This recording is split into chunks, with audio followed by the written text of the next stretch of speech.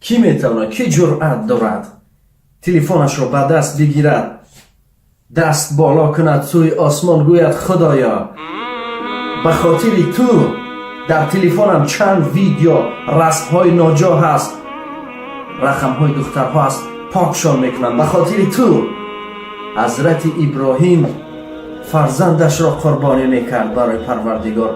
نمیتوانی یک رسم یک ویدیویی که هست پاکش بسازی یا دخترها را بر روی خط سیاه چهار سپیسک پرتوی به زندگیت برگردی، نزدی عائلت برگرد، بعد در کارت در تجارتت آمد می شود، فیض می آید، می بینی که زندگیت کلا دیگر می شود، به پروردگار نزدیک می شوی. حضرت ابراهیم را یاد آر.